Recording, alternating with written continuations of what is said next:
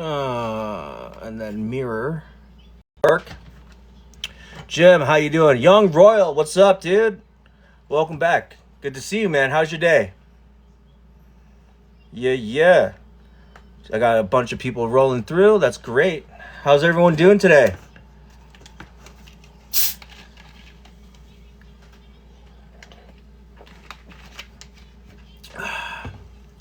Oh, it's been good. Weather's been good. A little gloomy today, but you know what? On the plus side, it's like not minus like a million, so I'll take it.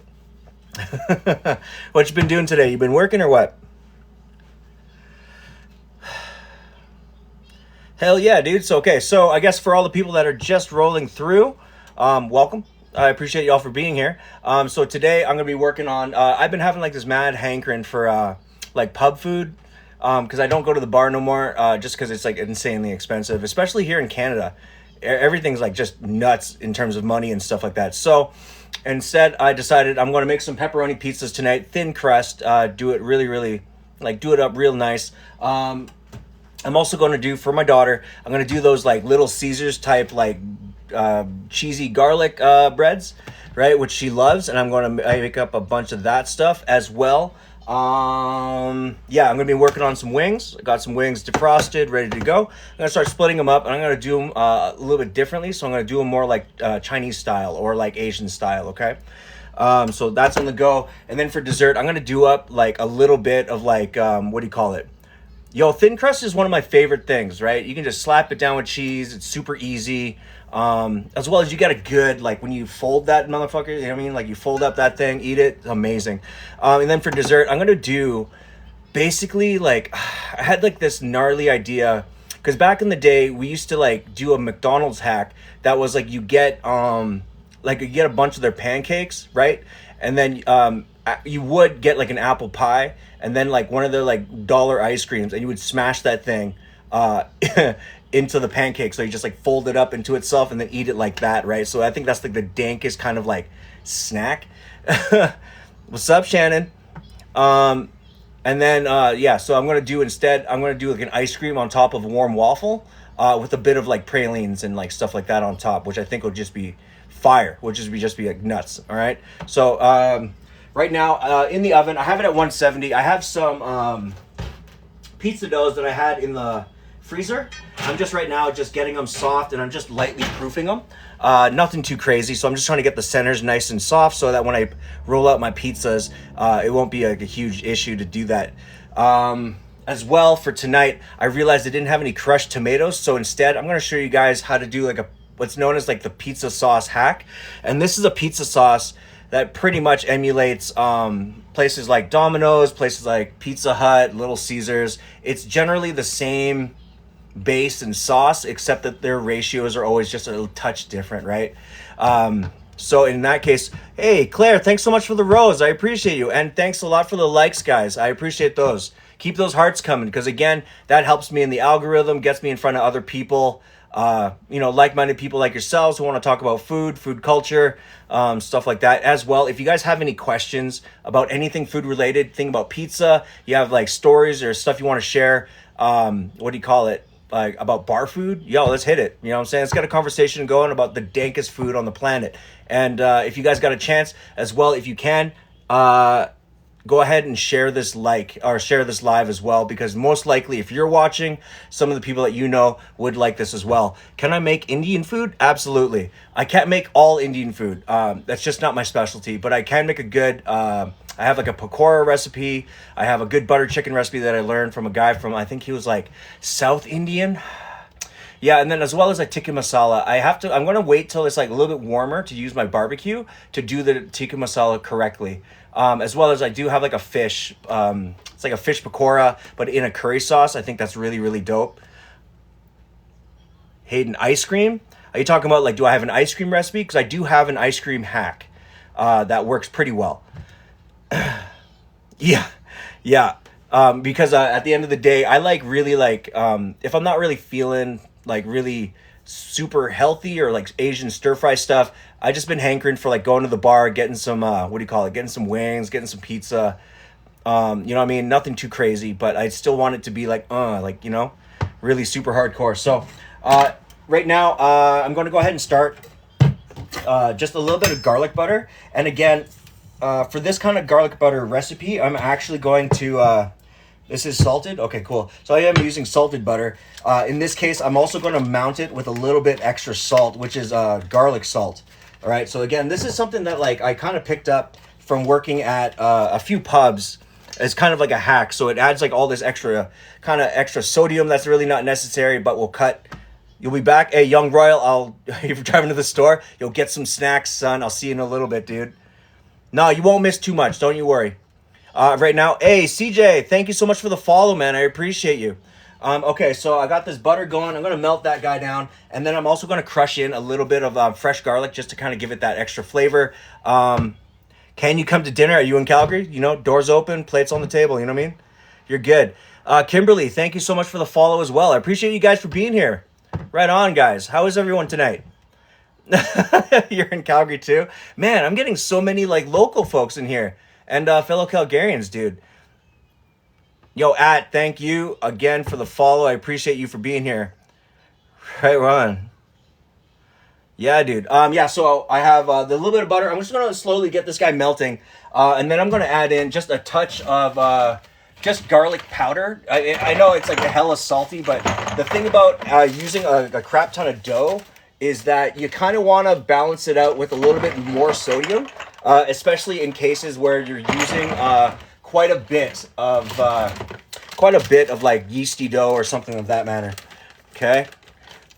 Melissa Sue, thank you so much for the follow. I appreciate it. Alberta folks in here. Damn, right on. Well, welcome, guys. I appreciate you all for being in here, man.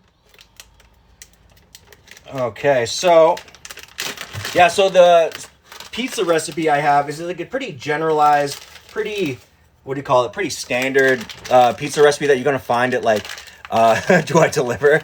No, unfortunately, not on days like this. But if my following does continue to go up, like I might actually have like a local meetup here in the city, because you know what I mean, if we all have a potluck, we all see where everyone's at with their food, we can all just enjoy each other's company and stuff like that in the park. I think that would be awesome. Okay, so I put a little bit of garlic powder into the butter. It's slowly melting away, right? Nothing too crazy. And I'm just going to hit it with a little bit of garlic cloves, because I think you kind of need that essential oil to kind of bring all that butter together. Sar, thank you so much for the follow. I appreciate you. Right on, guys. And hey, Lee, thank you so much for the whipped coffee. Oh my goodness, dude. Thank you. Okay, so I'll be right back. I'm just going to grab some garlic.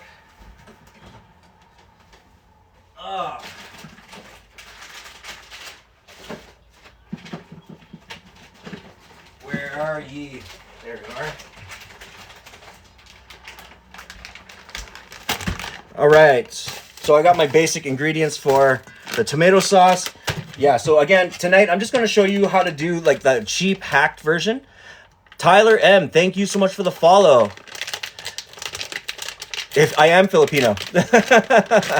You know how Filipinos do in the kitchen, dude? I'm also half Filipino. Yes, you are half Filipino. That's right. Because I love Filipino food. Marceline, thank you so much for the follow. And Iron Maiden, bro, what's good, man?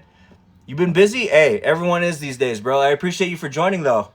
Thanks so much for rolling through. Caitlin, hey, good to see ya. How you doing today? Okay, so I'm going to go with like 2, 4, 6, 8, yeah, like 9 cloves of garlic. This is going to be hella garlicky garlic butter. But when it comes to things like cheesy garlic bread, you really, really want it to be mad garlicky. You want it to really like, you want to know that you're having garlic, but without it being like super like spicy. Rich with happiness and coffee. Hey, thanks so much for the follow, dude. I appreciate you for being here. Welcome. And Iron Maiden, tonight I just had a hankering the last couple days to like go to the bar or like have some real like bar food. So instead, I mean, keeping in mind prices right now are like insane for certain things. So right now I'm going to be working on some thin crust pepperoni pizzas today. I'm going to do like a double thick pepperoni, so like 2 layers of cheese, 2 layers of pepperoni. I'm going to be doing crispy Asian style wings. By that I mean it's just going to be like crispy double fried wings with a bit of Asian seasoning. And I'm also going to do waffles and ice cream for dessert. That's more like it's more like a pothead kind of what do you call it? Dessert I came up with from hacking McDonald's menus.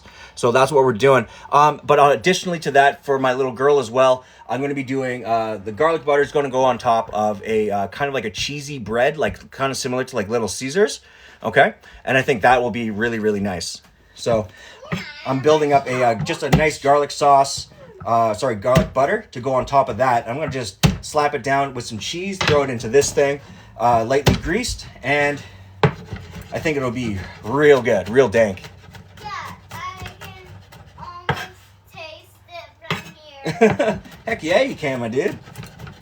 I'm not a dude, I'm a girl. You're a girl. Okay, so I'm just gonna go ahead and throw that garlic in. Okay, I'm just gonna give my knife a quick rinse. Yeah, dude, solid menu. Hey, Lynn, good to see you. Yeah, hell yeah. I think tonight's gonna be a nice, not the craziest dinner I've made in a while, but this will be like the dankest kind of dinner. Aiden, thank you so much for the follow, dude. I appreciate it. Francis Mitchell, second day of culinary school. Right on, dude. Is it your first year? Yeah, you measure the garlic with your heart? Absolutely. Where's the shop? Yo, just if you're in Calgary, give me a ring. I can make you up some. Don't even worry about it. Miriam, how are you? Welcome to the live. I appreciate you guys for joining. Yeah, Pinoys do love the garlic. And spreading the love. Thank you so much for the follow. I appreciate it, dude. Wonderful. I am from Calgary, Alberta, sir. How about yourself? Or ma'am. I can't tell. It's a general picture. Rhonda, thanks so much for the follow. Yeah, Francis, you know what? There's a lot of benefits to going to culinary school. I never did because I chose to opt out, and I chose to try to become a chef without going to culinary. I really wanted to prove that you didn't need school to become a great chef. But with that being said, the things that you learn, your basics, the core values, the people you meet, just like going to any awesome restaurant or bar is like obscenely substantial to the growth of both your education and your career going forward. Kat, no, I am not a chef. Currently, I'm a stay-at-home dad, but I've been a chef for the last 25 years. Yeah, knife skills, how to like take care of your knives, how to take care of your equipment, all those good stuff you're going to learn at school. But those are things that you can learn on the fly. I'm not going to lie. That's awesome, dude. Francis, I'm so happy, man. You have a really great incline of things that you're going to learn, you're going to take in. But also what I will say, don't be afraid of food. Okay? That's one of the things that I noticed with a lot of French guys. They're very pretentious. I only eat pork belly, foie gras, blah, blah. No. Figure out the kind of dishes that you really want to try to do and then go in that direction, okay? Kelly, thank you so much for the follow. I appreciate it. And what I'm really trying to say is, because when I was a kid, I grew up on things like Food Network. I was really influenced by a lot of people that were... Food should be hey man, you know what I mean, because I'm a nose to tail kind of guy. I love eating literally anything that I can, trying anything that I can, even if it scares me, because at the end of the day, without understanding all those flavor profiles, texture profiles, and how to cook, your theoretical cooking will benefit from being able to substantially handle anything, right? And it's awesome. It's one of your favorite hobbies? Yeah, dude. Do you have any recipes listed anywhere? Not yet. Okay. Yeah, not yet. I'm actually in the process of working on both a cookbook and a supplementary Patreon for people to go interact with each other. We'll create a community together, as well as really put it out there to... what do you call it? So it's a place I have to put my theoretical ideas as well as new recipes and ways to like do budget-friendly cooking, essentially. Because with the economy how it is, it's, budget-friendly cooking as well as like core value cooking from the ground up is super important to me, as well as it's really sustainable and economic. Yeah, exactly. Francis, right on, dude. And Aki, we are making some dank thin crust pepperoni pizzas today. I'm working on some really nice crispy wings. On the back burner here, I got a little bit of butter and some garlic going for some cheesy bread that I'm gonna slap into this guy. And then for dessert, I'm going to be doing just some basic waffles and ice cream, right? And it's like a vanilla and ice cream, or vanilla and chocolate ice cream with like these chocolate dots. That scooped over top, real nice, is gonna be gorgeous. Yeah, absolutely. Professional help is always good, Francis. 100%. I wouldn't be where I am as a chef if I didn't get mentored by some really outstanding personalities as well. You know what I mean? It's just the lifestyle. You know what I'm saying? Like my very first job, I had this indigenous guy. He taught me so much about line work, prepping. He taught me about punctuation. Just the general basics of like really working in a business and a restaurant that really developed my core values. I think all that is great.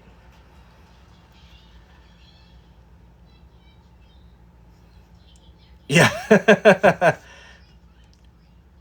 One of the first foods that I actually cooked would be eggs. And then following that, I actually spent years until I worked for the guy on how to make ginger beef and like things like fried chicken. Just because the thing is, my mom, like, again, I grew up, like, we didn't have a lot of money. So like, they were like, oh, you don't want to do Chinese food because that stuff's just mad expensive. But at the same time, they were like, well, my mom tried to attempt ginger beef, bless her heart. It wasn't the ginger beef that I wanted. So after that, every night I just started like taking a piece of meat, like beef, like a strip, boom, slice that thin, and then slowly learn how to, like, with all the knowledge of like of like an 8-year-old, 9-year-old, to just kind of figure it out. Hey Cheryl, right on, dude. Welcome to the live. I appreciate you for being here. Right on, guys. Blind Sniper, hey, welcome back, dude. Okay, so right now I got that garlic butter on the go. I got some dough in the oven, just proofing. Yeah, pretty much where I want it. Obviously, if you know what I mean, if you're not used to it, don't use your bare hands to pull stuff out of the fucking oven like I do, because I just don't feel my hands no more. Yeah, right now I'm just going to be just carving down my wings. Right, in this case, these wings were hella nice and hella cheap. Like, there's a good amount of meat on them, which means that like the winter didn't just mess them all up. At the same time, I bought these kind of whole. So you got like the wingtip, the drumette, and the flat. And it's actually cheaper to buy this per ounce currently, just because. Yeah, I mean, if you use your bare hands, I mean, it's just what it is, right? Because the oven I have it on right now isn't super hot. Again, just for safety's sake and legality, I always recommend people just like use oven mitts, use a cloth. It's all good. Just make sure the cloth isn't wet. Hot things are very hot. You know what I'm saying? Cold things are cold. Hey, you know what I'm saying? Liquid nitro. Okay, so yeah, right now I'm just going to be hacking away at these. I have about 18 pieces kind of pulled just for tonight. But I did buy a bigger deck because there was like $16 for this gigantic thing of wings. Yeah.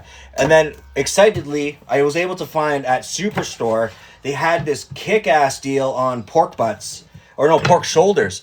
I really do enjoy spicy food. Some of my favorite things are spicy food. If you actually go onto my YouTube channel, which is John Japanda on YouTube, you'll see that like a few years ago I was actually doing like hot ones challenges, or like what do you call it, like hot sauce challenges, because that to me is one of the funniest things on the planet. Christina, hey, how you doing? Welcome to the live. Good to see you again. Okay, so I'm just breaking down. Yeah, they're all pretty much broken down. Okay, so in this case, so what makes it more like an Asian style is that I'm actually going to go ahead and just marinate these wings off pretty simply. So I'm just going to just add in just some, some rudimentary savory spices that will I'm doing very well today. How are you? I hope you're having a really great Tuesday. From the couch. Mm-hmm. You can smell it, hey? It smells brilliant. Nice. Yeah, we have that garlic butter is what you can smell right now. It's going to be real good. Yeah, I know. Okay, so we got, yeah, what am I going to put on this? So I'm going to start with just a little bit of some base flavoring, which will be my salt, pepper. And then I'm going to probably hit it with a little bit of just like buffalo sauce to kind of give it some extra vinegar. Yeah, it's only Tuesday. You know what I'm saying?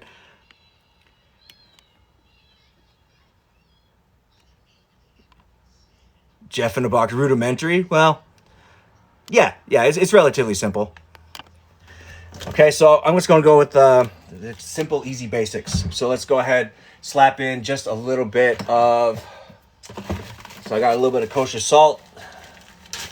Yeah, waffles and ice cream is going to be so fire. Bridget, how are you? Welcome to the live. Tonight, since I had a hankering for some bar food, I instead decided I'm going to go ahead with some thin crust double stacked pepperoni pizza, which will be real nice, real gooey, but still very thin, real crispy on the bottom. Hopefully, I'm working on right now some crispy wings. I'm going to do more like an Asian style kind of a finish to it. And for dessert, I'm going to do a waffles and ice cream.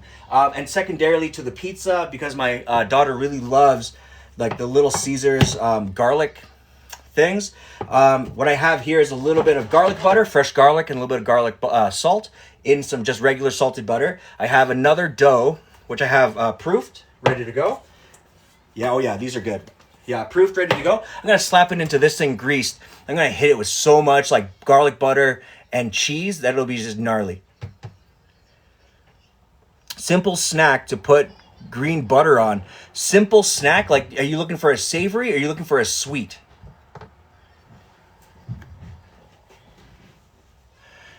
Hell yeah, everything is like tonight should be pretty hardcore. Drizzle of any sauce on your dessert. To be honest with you, most likely I'm probably just gonna finish it with something that's like crunchy. Again, I usually play around with like these score bar pieces that I really love because they add an element of caramel, but it's crunchy. It's like the score bar insides. But I think I still do have some white chocolate ganache left over, so we'll see what happens here. Yeah. Susan, thank you so much for sharing the live. I appreciate it, you guys. And anyone that's out there, if you can, go ahead, keep hitting that like button for me. Again, it really helps out my channel. It makes sure that it helps out my algorithm, and it helps me get in front of people like yourselves, people that want to talk about food culture, all that good stuff. And if you guys have any questions about food, if you have any questions about any recipes that you might have, questions on those, if you want to talk about food culture, chef culture, bar food, I want to hear about your guys' craziest, craziest bar snacks that you've had. Yeah, let's get into that. And Bridget, thank you so much for the follow. I appreciate you. Okay, so I got a little bit of salt going into there. I'm going to hit. It's in? Nice, thank you. Yeah, I'm going to go ahead and hit with just a little bit of that white pepper. Okay, nothing too much because I'm going to be hitting it with white pepper afterwards as well. Yeah, and then I'm going to go ahead and I'm going to hit it with just a little bit of some buffalo sauce.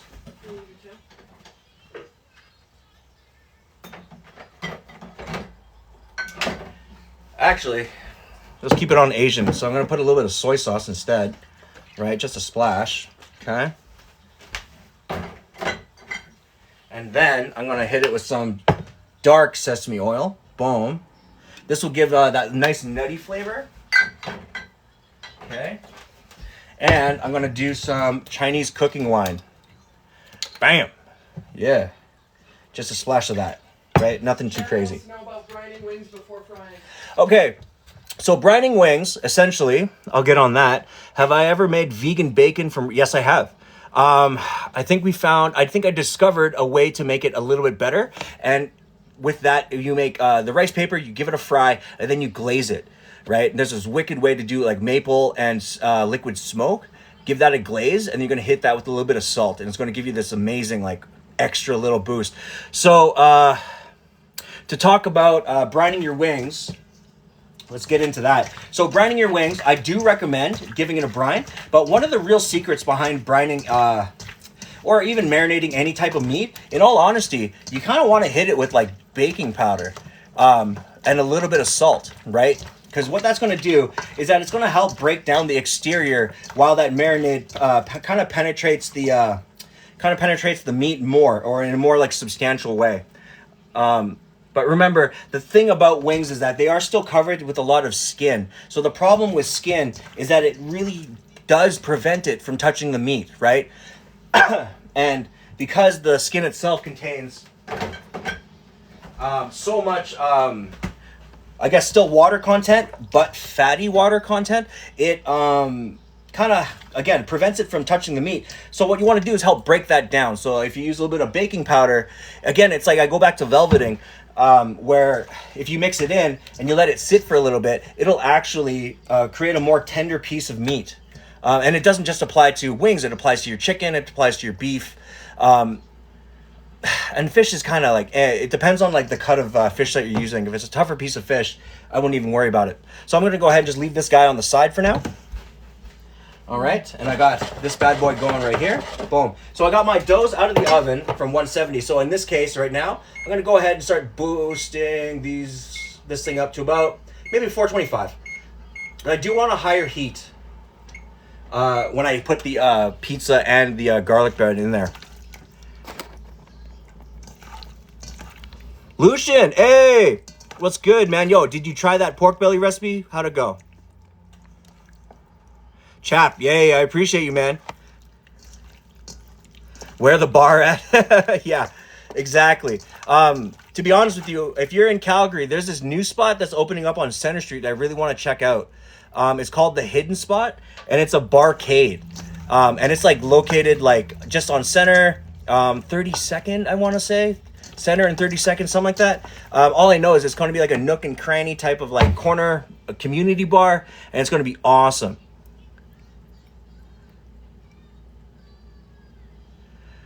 Oh, awesome, Bridget. Yes, I do have an Instagram. You can find it in my, if you follow my page, go on my page. It'll have my link to my Instagram. I have two. I have my John Japanda one, and I also have a Fuck You I'm Eating official page as well. Made my own soy sauce? No. But yo, hey, let it do its thing. Remember, make sure that everything, because you are fermenting it, right? So if you are going to do that, make sure that everything's sanitized. You're using gloves, make sure everything's clean. And I would love for you to let me know how that turned out. I'm so curious when people do their own, their own fermentations, because that to me is hugely, it's massively interesting. What's my favorite meals to cook? To be honest, it is more simple things, more fry-ups and things like fried rice, fried noodles. I love doing pastas because I grew up like in like the Mediterranean, Italian kind of restaurants when I was a sous chef as well as a line cook. But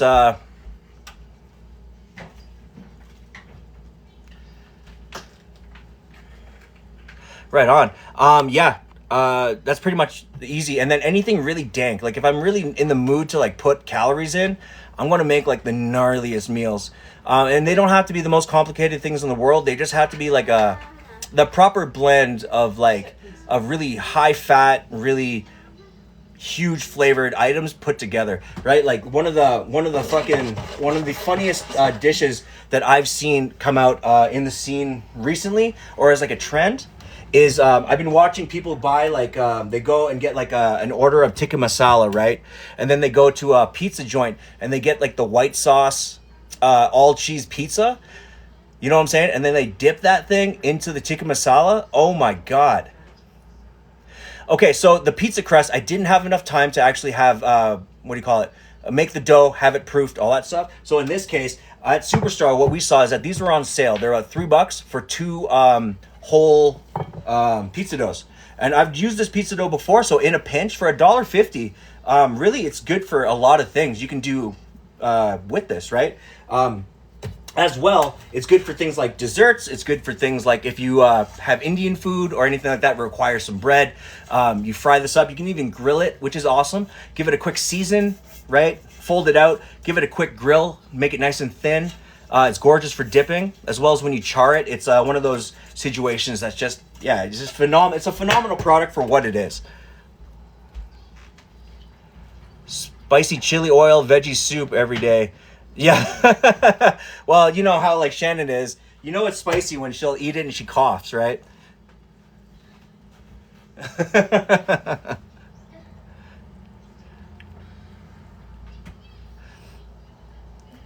Yeah, exactly. Yeah.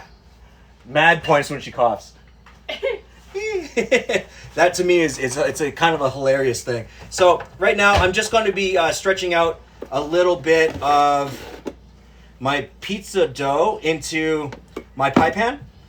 Okay, so in this case I'm actually going to just keep it nice and rigid, right? Nice and thick too. So it's more along the lines of like a Chicago deep dish, where it has like a thicker base.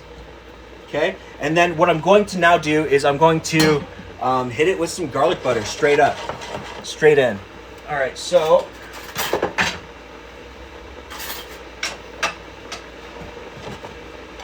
okay, and I'm going to keep the garlic bits in, just because at this point these the garlic pieces have been kind of cooking for the last roughly 30 minutes or so. Okay, but what I want to do is I want my dough to actually rest in the folded out position, so that it doesn't tighten up on me, right? So by putting your oil on, it continues like this light heat that kind of forces it to stay in position. Boom. Okay, just like that.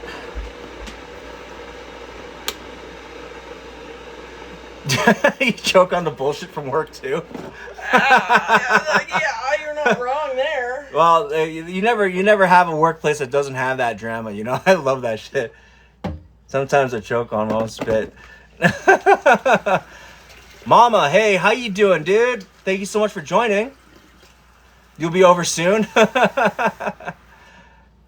Door's open. Yeah, door's open as usual, right? Plates on the table. We gotcha.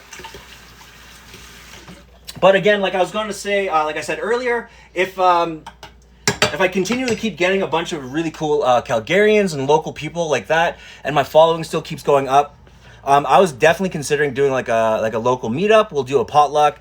We'll get to meet each other in person. We'll probably just be able to hang out, talk food, all that good stuff. You know what I'm saying? But that will be sometime in the summer, I think. Yeah. As well, guys, just a quick reminder. I just want to say thank you to everybody that is new and anybody that has been here. I appreciate you guys for joining the live. And if you can, keep hitting that like button for me. Again, it does help me in the algorithm, get in front of other eyes just like yourselves, people who love talking about food culture, recipes, restaurants, bar culture, all that good stuff. Yeah, if you keep those up, that'll be appreciated. And if you have a chance, hit that share button as well. I do have a question for all of you, I guess, while I have my wings kind of marinating.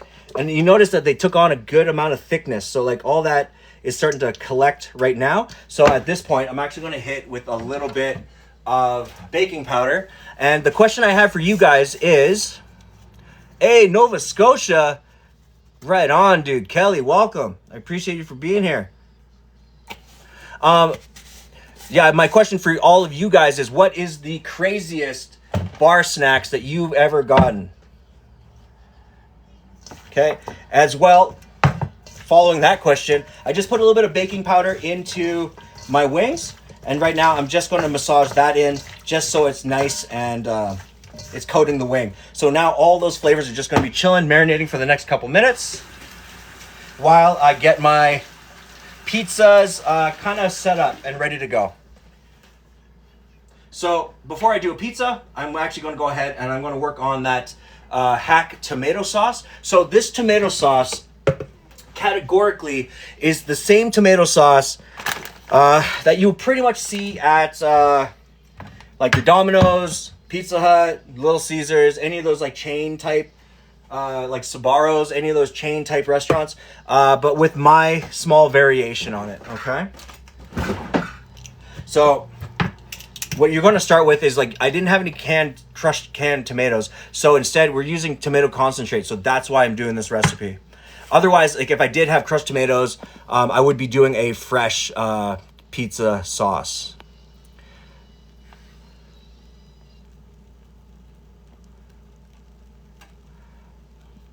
Emmy Luchard Trand. Hey, thanks so much for the follow. I appreciate it. From Saskatchewan. Hey, right on. How's the weather out there? Hope everything's going good on your Tuesday. Alligator bites. Where'd you get those?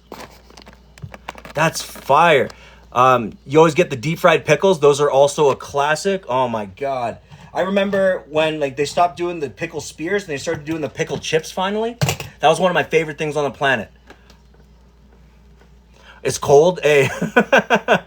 Jordan 34, thank you so much for the follow. Welcome to the live. I appreciate you for being here.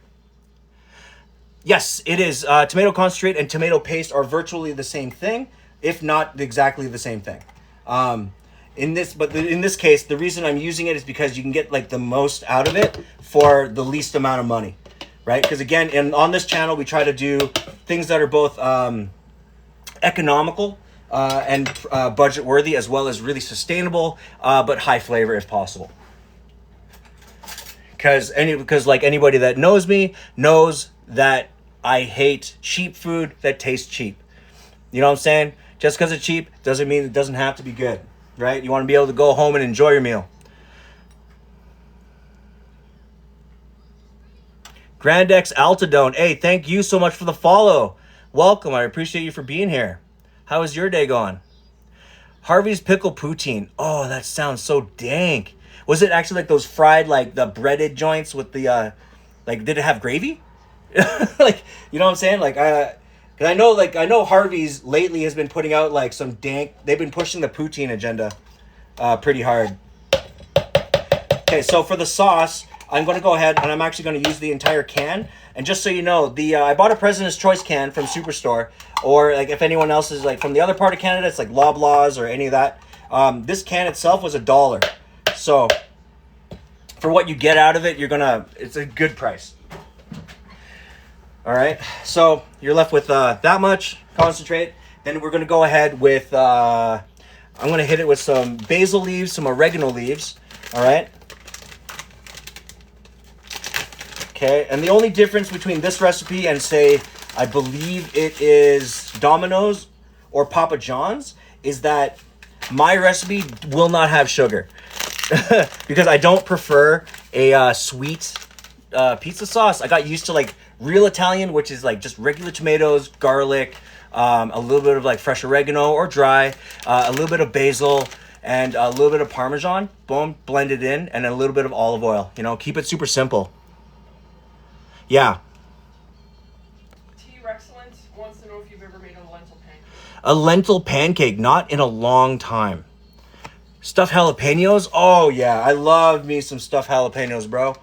Okay, so I'm going to hit with a little bit extra of the oregano. So for basil and oregano, I'm going like say a 2-to-1 ratio. So it's like 2 tablespoons or 2 teaspoons of oregano, or 2 tablespoons, if you want a little bit heavier flavor of oregano, to 1 tablespoon of the basil. The reason being is because the basil has a certain amount of astringency that really does come out in the tomatoes, and you want to control how much basil flavor there is, because usually at the end, if you can finish with basil as well, like fresh basil or something like that, to help the cheese and give it some extra freshness, that's really the angle you want to take.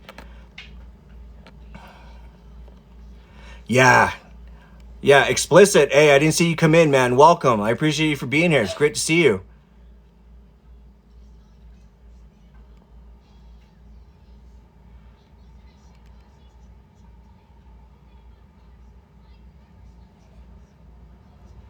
calling out your sweet spaghetti sauce. Okay, look, listen. Lynn, there's a time and a place for sweet pasta sauces, all right? Like, you know what I'm saying? Like spaghetti sauce at like the Jollibees is one thing, but you just can't be having that all the time. Damn, like stuff your jalapenos, hey, all day, dude. Emmy Lou, thank you so much for sharing the live. I appreciate you. And Garage Projects, thank you for following. How are you today? Welcome to the live. Jace, hey, I appreciate you for popping in, dude. How are you?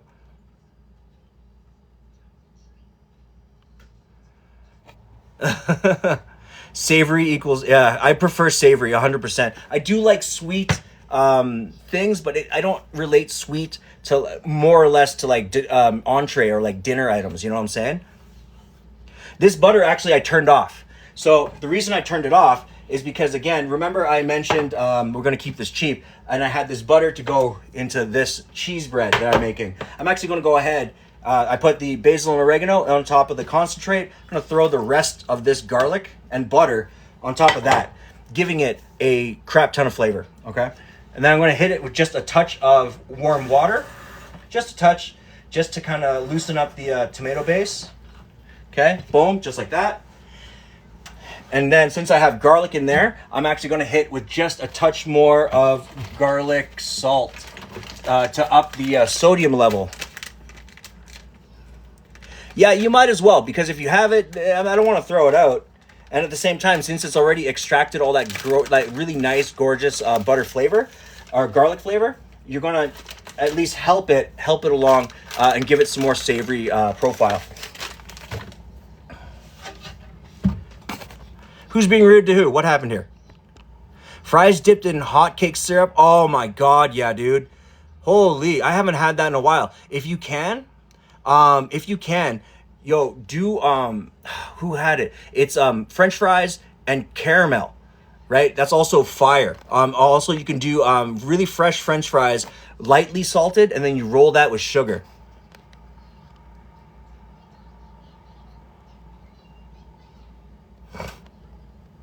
To me, those are like profiles that are just fantastic. Okay, so this is all in.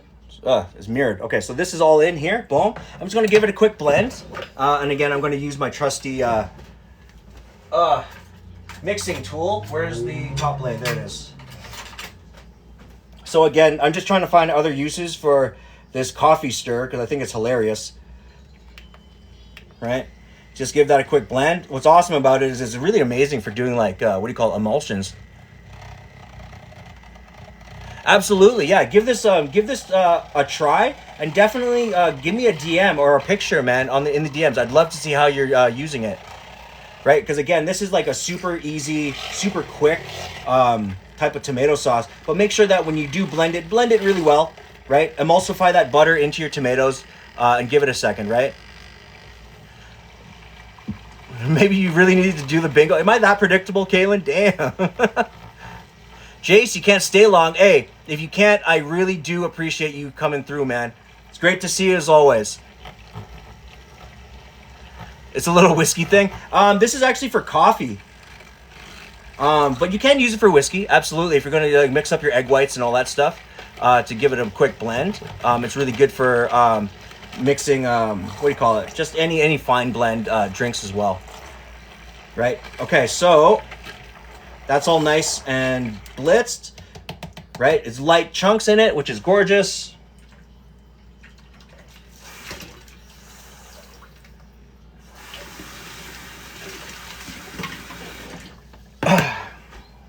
Okay, so I got that on the go. This is all good to go out of here. Boom. Okay, so now I'm gonna just go ahead, and now you're left with this kind of tomato sauce, right? Super simple. I didn't get all of the concentrate. Just gonna give that a quick blend in. Yeah, but you're left with a pretty smooth, pretty nice tomato sauce overall, and about a cup's worth. Because again, when you're making pizza, you don't really want to like just weigh it down too much with too much sauce.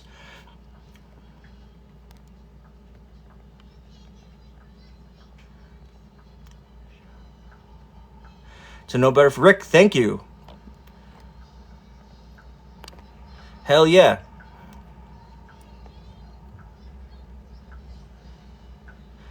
Okay, and Rick, thank you so much for sharing the live. Nanners, thanks for sharing the live as well. I appreciate it. Okay, so I'm going to go ahead. I'm going to get my pizza spread out on the pizza pan. Okay. And then I can get my wings started as those kind of rest. Okay, so what I'm doing here is I'm essentially just adding oil to the pan just to make sure that, because this isn't a non-stick pan. What I like to do is make sure I use a good amount of grease or oil for my pizzas. I know a lot of people will use like things like cornmeal, stuff like that. I don't mind any of that. The only thing I can't stand really when it comes to a pizza is the cornmeal that's like on the base of a pizza, right? It's not what I'm used to. Jace, you have a good rest of your night, dude. Thank you so much for rolling through. Okay, so pizza goes down, and I know a lot of people will be like, hey, use your hands, all that stuff. I don't.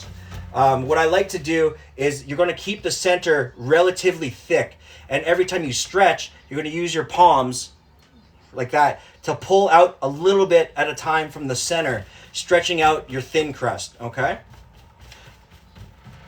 And what the oil does as well on the pan is that it actually helps the pizza kind of stay still, right? It doesn't retract as quickly as it would, say, like on a non-stick. But with that being said, it does retract if you have too much oil. Okay, so I got my thin crust all spread out. Just gonna give my hands a quick wash.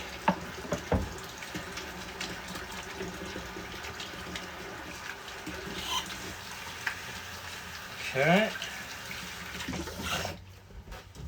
Beautiful. Okay, so one of the things that I like to do as well when it comes to doing pizza sauces, do you freeze cheese before application? No, you don't actually have to, as long as it's just refrigerated. Alicia wants to know if you're gonna throw it in the air. I would, except that I'm worried about like fucking up on live. I'm not gonna lie, but as well, I never got used to throwing pizza doughs. I never thought it was, to me, very efficient. Because again, when you drill like 200 to 400 pizzas within like a dinner period, like a 3 to 4 hour period, doing it in this method for me was just easy to like you can just boom, boom, boom, send it to the next person so they can do the topping, or like they'll sauce it, top it, and throw it into the oven. I found it just more efficient. It's just what do you call it? Like a method that I've used for years. Christy, thanks so much for the follow. I appreciate you. What's my favorite type of cheese? Oh, man. Okay, first and foremost, it's brie. Double churn, double cream brie. Second would be like a smoked Gouda. Oh, yeah. Like a really nice smoky Gouda or cheddar. And then the third one would be like... That's a really tough question. I would say like something like a goat's cheese, like a Boursin cheese that has like flavor. Because we also purchase Boursin a lot.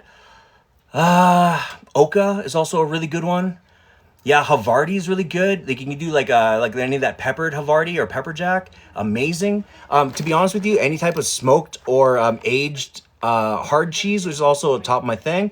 Leisha, thanks so much for the hearts. I appreciate it. Yeah, smoked cheese is just so fire. Kind of pizza pan am I using? It is a pizza pan that I got from, because here in Calgary, we have a place on Center Street. It's called B&J's Kitchen Supplies. And it's an amazing, cheap place to get like industrial kitchen equipment. So you can get your pots, your pans, your non-stick stuff, all that good stuff. And I picked this one up for like it only costed like maybe $5 at the time. And it really does the job. It is like a very standard pizza tray that you can, it's like big too. It's like a 12-inch. That you can get at, you find at almost every pizza place. TM, thanks so much for the follow. I appreciate you.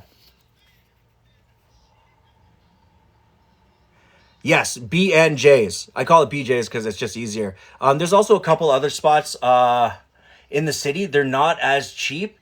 B&J's has been like the most cheap and consistent place where I've been able to get kitchen supply stuff, as well as like Asian kitchen supply stuff, right? That's where you go get your bowls, your plates, your steel chopsticks, strainers, just, you know what I mean? Anything you find in a Chinese restaurant, you can find there.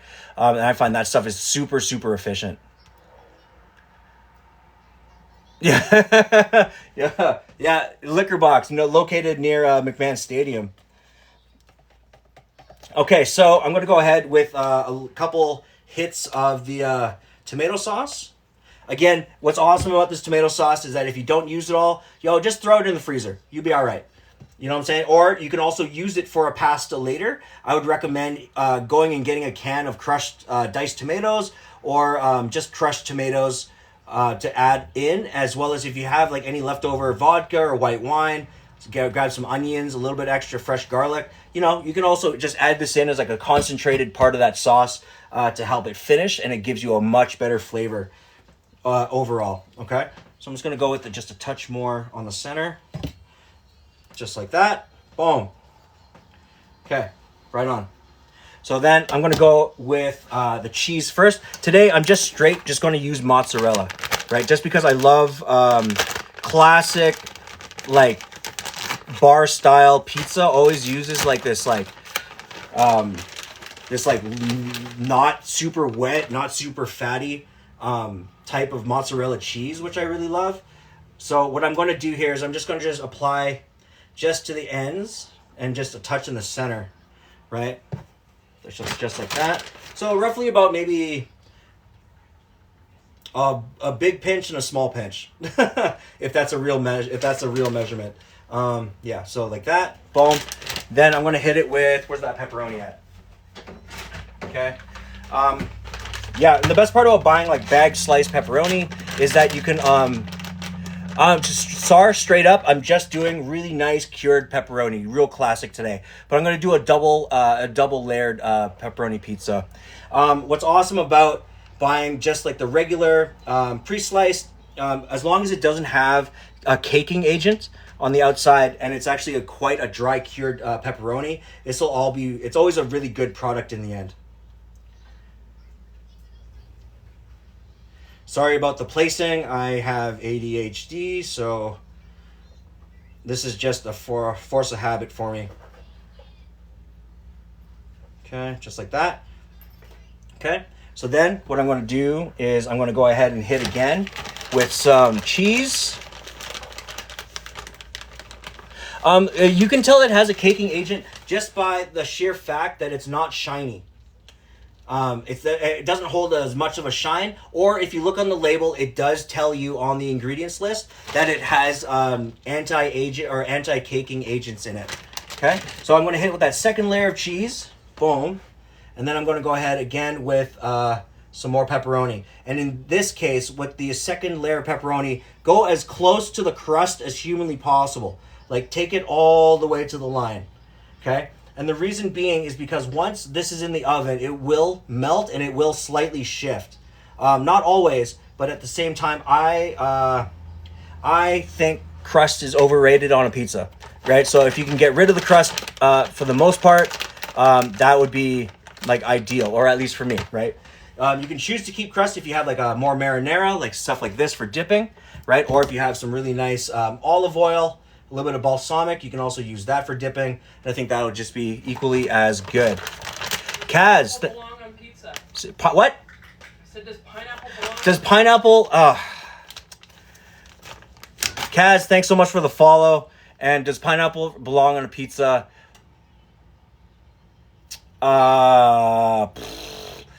It really depends. Like I've had some pizzas. The real thing, okay, this is just for me. I know this is going to be one of those topics, just like poutine. Pineapple on pizza is good if it's like paired with things like a really spicy pepperoni or like a type of sausage. And in my opinion, like if you're going to put pineapple on, it's got to be like, you can use canned, you can use fresh, but it's got to be charred. Like you got to have like a pineapple pizza that's gone into like a wood fire oven. Because in my opinion, also you got to have bacon. Bacon and pineapple is so fire. But like you still got to put it into a wood fire oven, in my opinion. Again, it's a real polarizing conversation, pineapple on pizza. But again, it's one of those things that if you love it, you really love it. And if you don't, you hate it to death. I don't mind it. Like I'll eat it if it's there, but it's something I will not go out of my way to order. But I've had really good pineapple pizzas before, like Hawaiians. Tammy, thank you so much for the follow. I appreciate you for being here. How are you this evening? Yeah, Sage and Scarlett, pineapple on pizza is such a personal preference that it's almost one of those debates that's like, it's like having a debate like, is hot dog a sandwich? You know what I'm saying? Yeah, you know what I'm saying? I'm not trying to vilify people, because I mean, at the same time, if you like what you like, the Batman, he's here. Yeah, fruity pizzas. I mean, keeping in mind though, I've also had like Rockford. No, is it Rockford cherries? I've had like a type of like not a cured. It's like a pickled cherry, unripened pickled cherry that went on a pizza. I've had mangoes on pizza, you know, stuff like that, and it's all generally pretty good. Is cereal soup exactly? Mint is just cold spicy. Okay, so next up, I'm gonna just top. Now that this has had a chance to like, now you can really see it. It's like springy. It's gorgeous. So now, and the butter and the garlic have now sunk in, right? Which is awesome. So what I'm going to go ahead and do, I'm going to put these bad boys away. What I'm going to go ahead and do is I'm going to top this with. I'm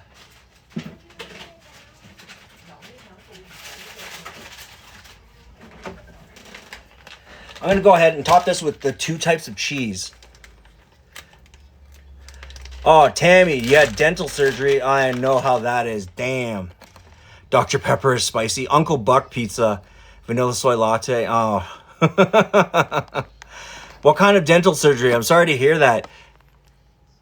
One of the best things for that, as far as I know, is like you just go get like one of those, like a smoothie. Eat that with a spoon. Real gentle like. And make sure to take ibuprofen for sure. Because damn, I hate mouth pain.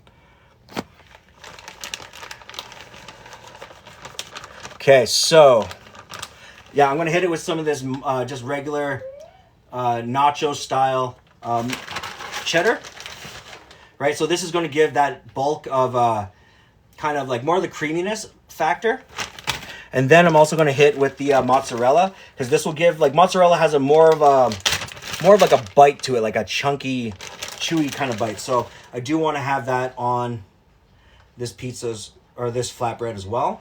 Okay. Boom, just like that. And then those are both on the go and good. Okay, so I'm gonna have these just on hold for a second, because these will only take approximately, like, say, maybe 15 minutes to cook. So in the meantime, what I'm gonna do is I'm gonna go ahead and start frying up my wings. Yeah, in this case, I'm just gonna go ahead and just do it almost like a shallow fry. Just gonna use up this entire thing of oil, because fuck it. Okay. Okay, and again, today I'm just using canola oil. So for the first, I'm going to do what's known as a double blanch technique, which is basically going to cook it first on a lower heat, get all of those things kind of cooked through, and then on the second fry, it's a slightly higher heat to crisp out the outside. Because then once you do your first fry and let it rest, it'll actually allow all the extra moisture to kind of relieve into the breading, allow it to rest so it drips anything that's excess, and then the second fry will cook that out. Okay.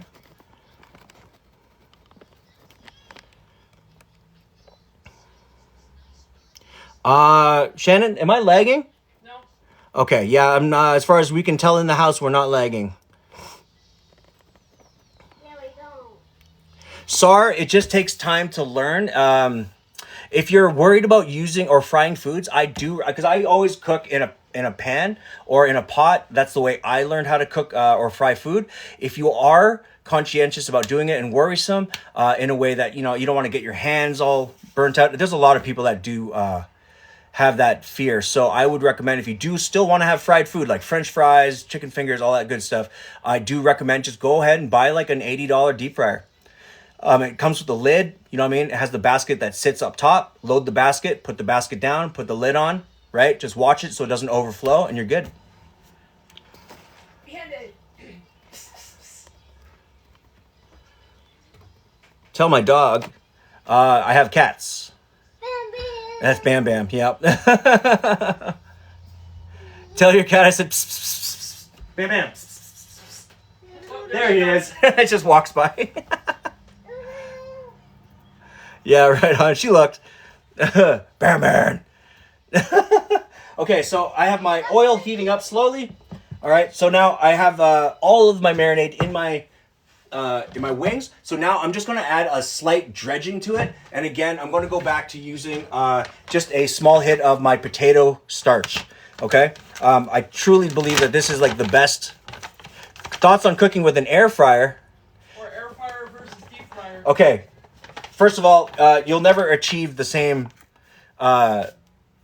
thing with an air fryer as you will with a deep fryer. But with that being said, you are using substantially less. You're using way less oil when you're air frying. Because air frying to me is more like a convection oven that uses oil, right? Which means that it's being circulated around the product. And you still it depends, man, because you can still get really good stuff out of the air fryer. Things like spring rolls, mozzarella sticks. You can do your wings in there. It's just that the only thing that the only thing you really can't do is dredged items, like things that are wet dredged. So like things like fish and chips, all that good stuff. But if you were to start your fish and chips in a pan and get those things going, let them cool down and put them in your freezer. And say if you wanted, homemade wings or homemade fish and chips on the fly, I would take those out of the freezer, put them onto your air fryer, add a dash of oil, throw them in, good to go. Right? I don't hate the air fryer. It's just that I have less experience with it.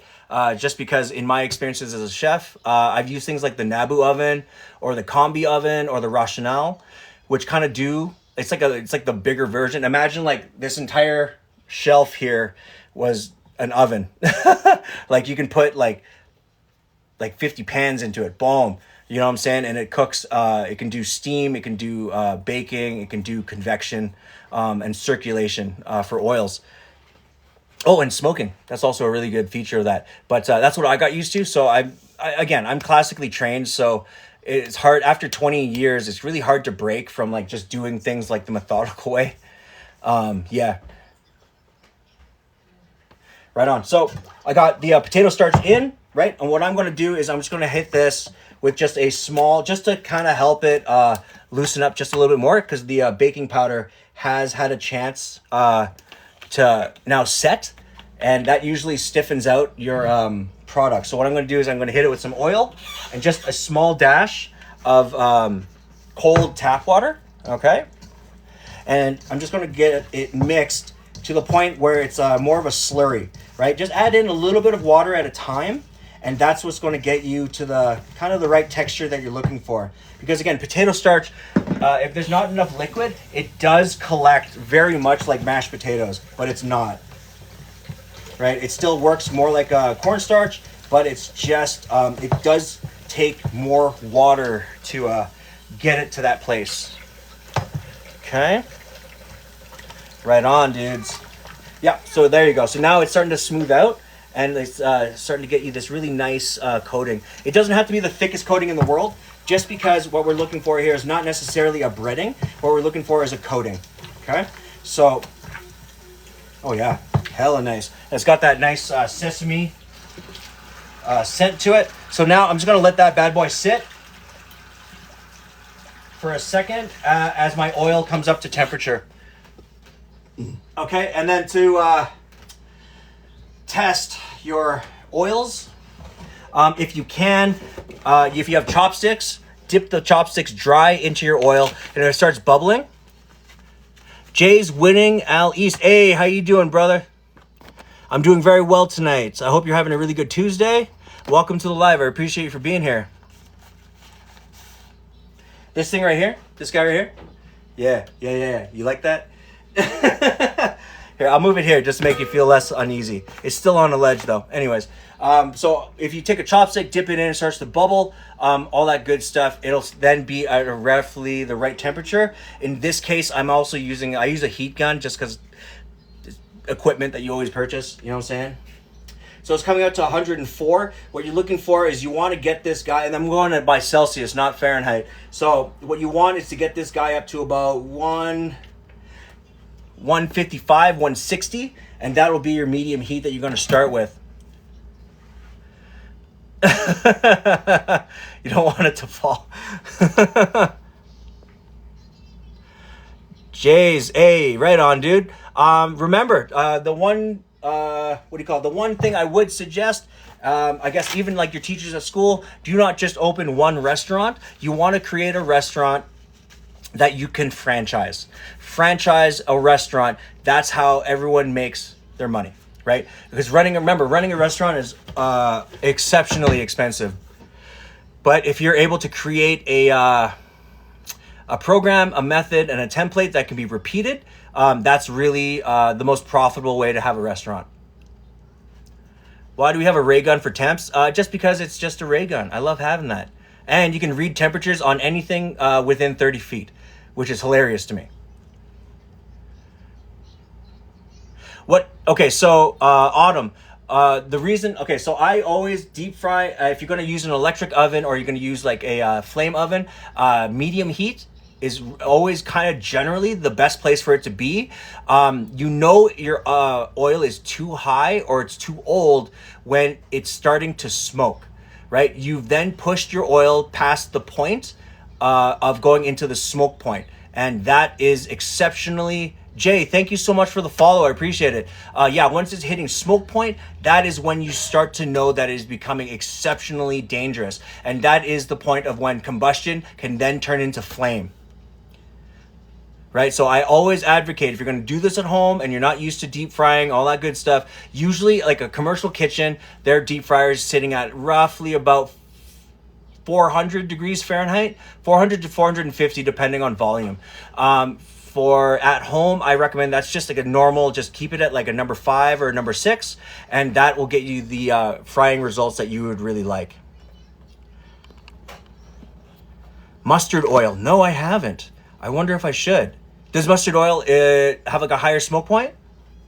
Or does it like impart a lot of flavor? I wonder. And thanks so much again for the likes, guys. I appreciate it. Keep it up. And anybody that is new to the live, thank you so much for being here. I appreciate you guys for joining us this evening. Yeah, again, you can see it on the menu tonight. I'm just working on some thin crust pepperoni pizza that I have in the back here. Is resting. I got wings on the go right here, just waiting for my oil to heat up. And for dessert, I'm gonna be working on some waffles and ice cream. And if you guys can keep up the likes, that helps my algorithm and gets me in front of more eyes just like yourselves. People that love talking about food, want to talk about food recipes, culture, surrounding our food, restaurants, bars, all that good stuff.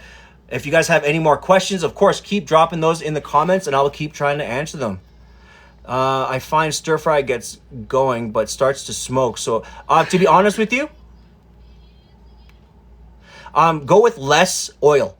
If you're going to do a stir fry, use less oil. There is a thing called wok hay that is encouraged by creating smoke in your wok, right? Because every time you toss the pan, there's a little bit of smoke. That wok hay is actually what's flavoring or helping flavor your stir fry, giving it more, just more flavor overall. It's a more authentic thing. Because if you go onto the streets of like, say, in Thailand, like Bangkok, Chiang Mai, even in the Philippines, Cambodia, Malaysia, anything like that, you see them how they work with their woks. If you go on YouTube, look up Taiwanese street food. Look up anybody doing stir fries. You'll see that it's at the highest heat possible with the quickest amount of cook time. The reason being is because they want it to smoke right away. Boom, boom, wilt all their stuff quickly, and then send it out. So it's cooked, it's still crispy, it has a good amount of like delicious smoke flavor from the wok. All those layers really compile for a really great stir fry. But hey, sometimes, you know, another good way to do deep fry is if you have a grill outside, you can use that. And sometimes the grill itself will have a really nice stove attachment. Just try frying it outside. Because again, if you don't trust them to do it inside, maybe start with your foray outside so it's a safer environment, a safer kind of scenario. Yeah, especially. Oh man, and I love doing things like the sprouts with peppers, definitely cauliflower. I love celery, broccolini, like, you know what I mean, the long broccolis. It's all awesome. Jay, yeah, so if you want to hear anything about me, I'm basically just I've been a chef for the last 25 years. I didn't go to school. I started as a dishwasher when I was 13. And I slowly made my way up to chef, chef de partie, chef de cuisine, all that good stuff within the last, I did all of that kind of within about 7 or 8 years of my career. And I spent the last like 15 or 16 years, just being management, right? Creating menus, traveling around, doing stages at other restaurants, and, for internal use. Oh, interesting. Okay. Yeah, and then what I'm doing here, Autumn, thanks so much for the follow. So the reason that I'm doing this on the internet and trying to do this kind of live cooking show is to kind of showcase how easy it is to do really cheap, economical, sustainable, and efficient food for the working class, right? Because the way food is, Joseph, thanks so much for the follow, because the way everything is, what do you call it? The way everything is right now, especially here in Canada, food prices are crazy. And a lot of people always ask me, like, where's a better way to make food? How can I make it cheaper? How can I make it budget friendly? This, and this. And I worked the last 5 years at a retirement home. So now I have a finer understanding of things like gluten-free, gluten intolerant, things like Crohn's disease, pepper intolerances to your bowels, and like, all the internal stuff, and ways to kind of help modify and adjust those menus. To me, it's really super important to be able to bring that to the masses. Okay, so now, so now I got my oil. It's at the right temperature where it's not just absolutely just destroying the liquid content. Okay. So now all that is good. I'm just going to go ahead and lay these out slowly one by one. The real thing is, again, when you're doing anything on the fryer, just do it in batches, okay? You don't have to feel forced to kind of fit all the pieces into the oil all at once, because if you do that, it will then start cooling down your pan and your oil, okay? So do it safely, of course, but at the same time, make sure that everything that's going in isn't just dripping wet with water, as well as, just make sure that everything in the pan is nice, it's comfortable, it's in a kind of a position where it's not being too stuffed, and then it won't cool down your pan too quickly. Okay, so in another bowl, I'm just going to put some paper towel, just so I can have something to drain this stuff into, and wait for my second fry. On the second fry, I'm going to go ahead and throw both my pizzas in, and that should take me to almost cooked.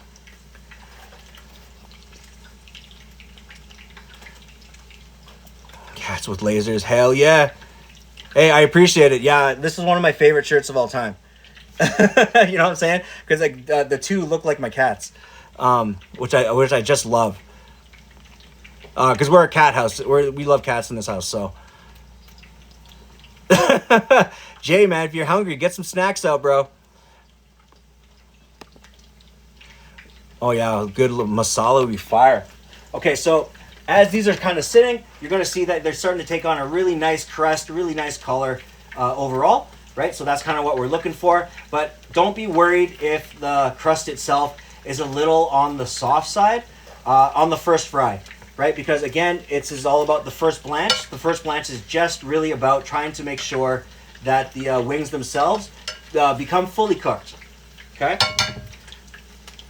Yeah. And you're starting to get this really nice, good outer crust on the skins, which is perfect, and it's kind of what we're looking for here. You might have some Greek yogurt. Right on, dude.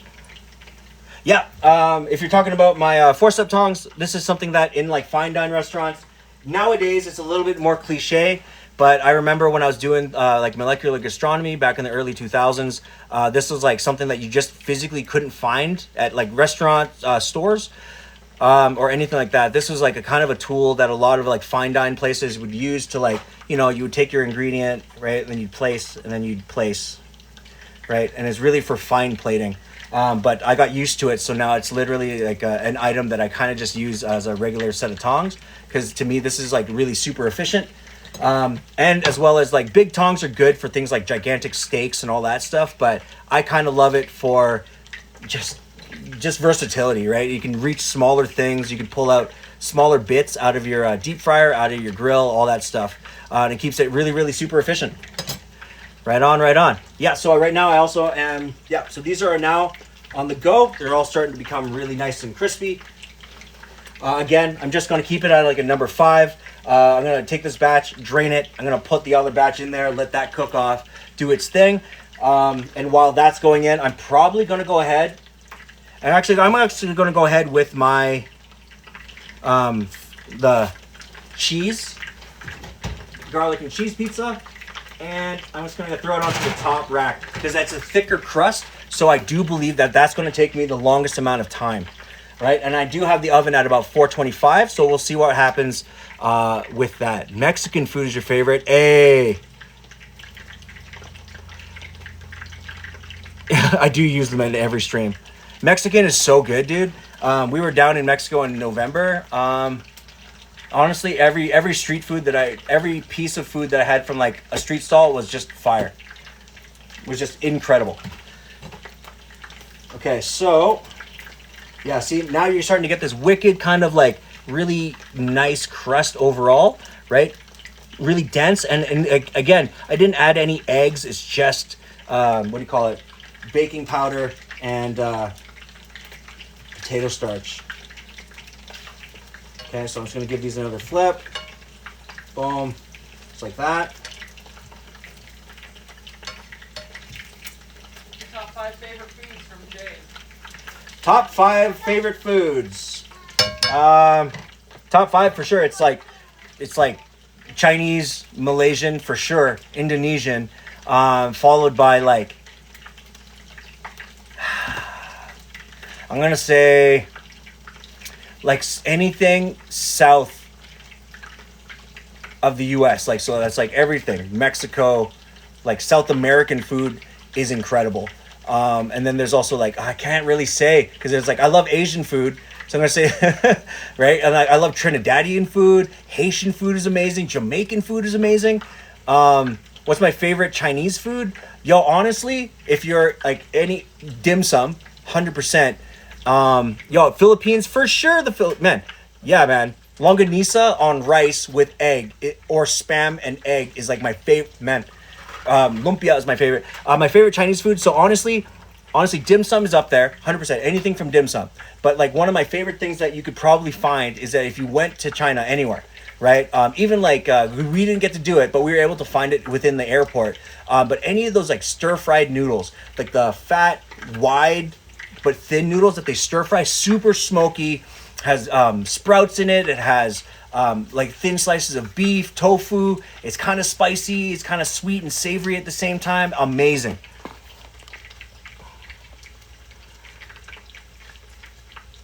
Well, donair and poutine, that's a standard here, man.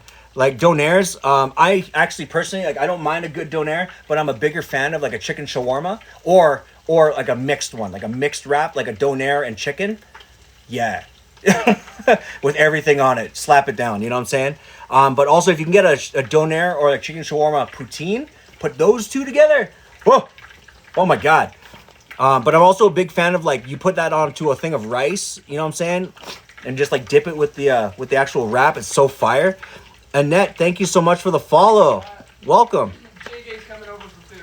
Yeah. Yo, by all means, man, pop in. I got the food coming. Okay, so I got all these wings. They're coming out right now. I'm going to go ahead and pop in the last batch of wings as well. Get that going. Boom. And then, once that's going, I'm probably going to go ahead and start my pizza pretty quickly here. Because the pizza itself should only take roughly about maybe at 425. I'm assuming it's probably, at that heat, it's probably going to take about maybe it depends, between 12 and 16 minutes, I would assume. But again, I haven't calibrated my oven in like a long time, so I could be like incredibly wrong. Okay, cool. So I'm just gonna pull these bad boys out right here. Okay, bam. Okay, and then I'm gonna go with the next batch of wings. Right, and then again, if anybody that's out there that's new with deep frying, one of the things I would recommend is you always insert the insert the food closest to you, and when you let go, do it away from you. Okay, and what that does is that the splash zone immediately goes in that direction and not towards your body. Okay.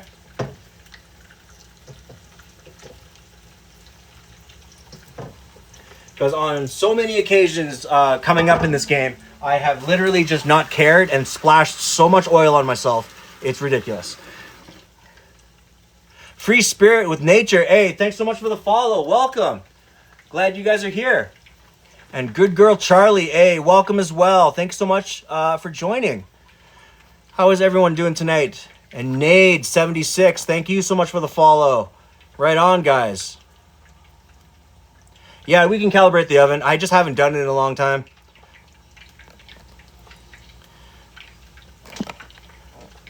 Cindy, thanks so much for the follow. I appreciate it. How are you doing this evening? Okay, so I'm just going to start clearing up just so I can make room for all this, like, this mess. going on here. I might actually save this out. Yeah, I'm actually just gonna leave this out. I'm gonna use that for like dipping that cheese strip pizza thing. I think that would be so dank. It's the food. Hey, right on, dude. Julden, hi.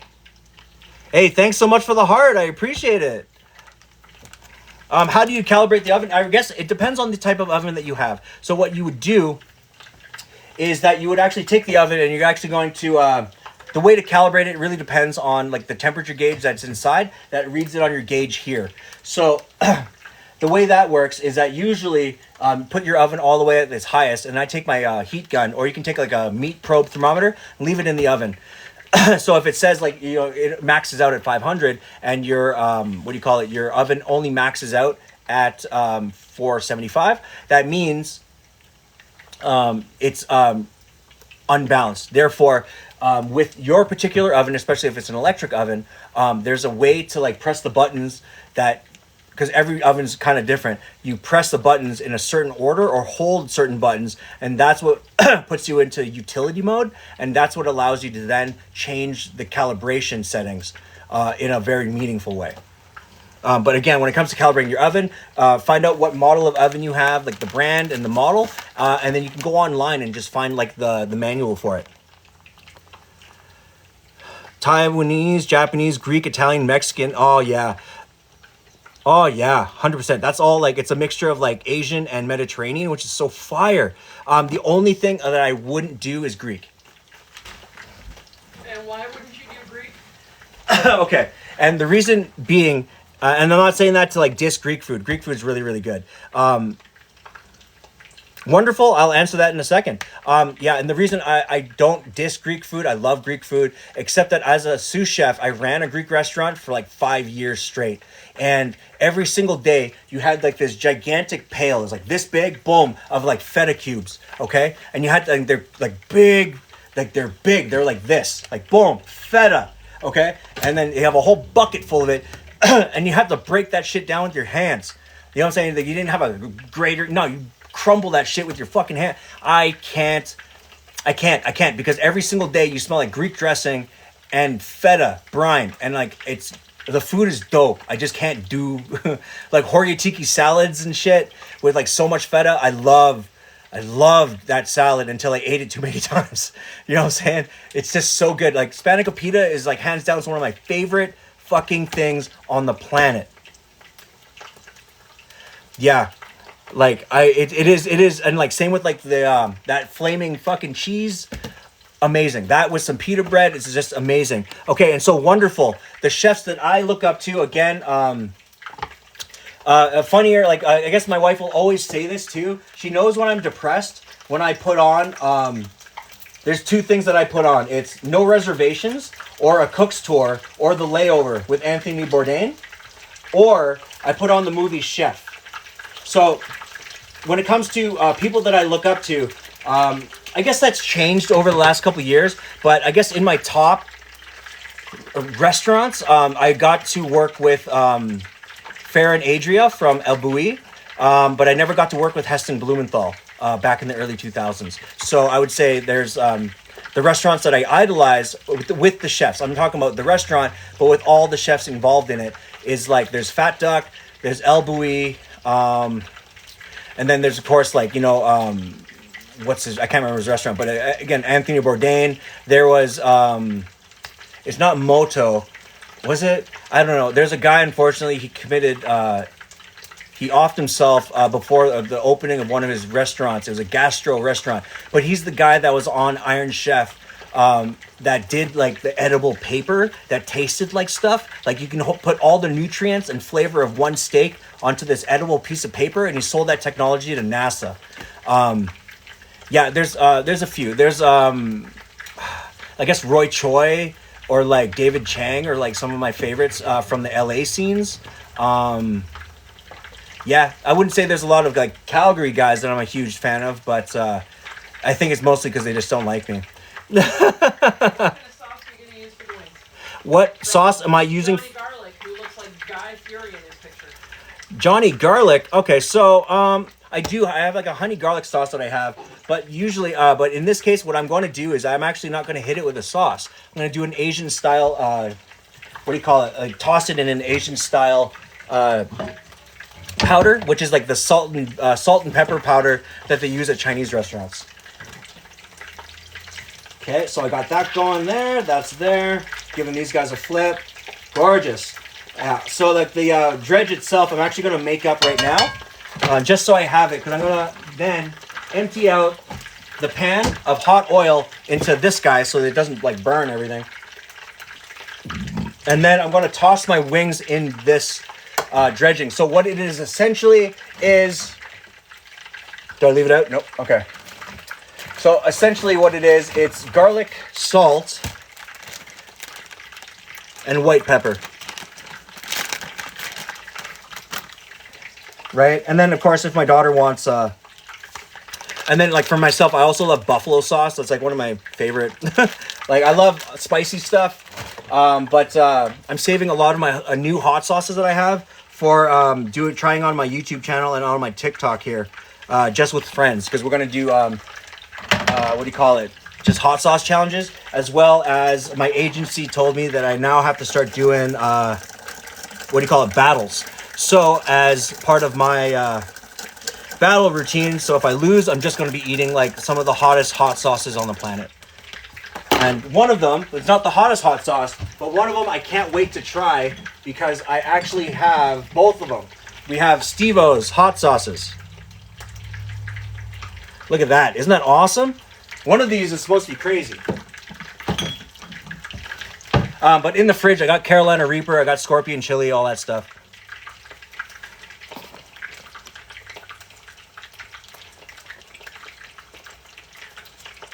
What kind of oil? I'm using basically just plain canola oil. And who am I making this for? Yeah, just for my wife and my daughter. Again, when you become like a stay-at-home dad after being a chef for so long, you kind of just get antsy when it comes to your food. You know, you don't really want to make like hella, what do you call it? Hella boring or bland food. It's just an excuse to at least kind of make sure that you have like you keep your game up. You know, keep your passion up, because again, loving food is one of my favorite. It's one of my things, right? I love the idea of food. I love making food. That's all just kind of part of like who I am. Mary Sharp's Belizean hot sauce. Oh yeah, dude, that sounds great. What's it made of? Do you know?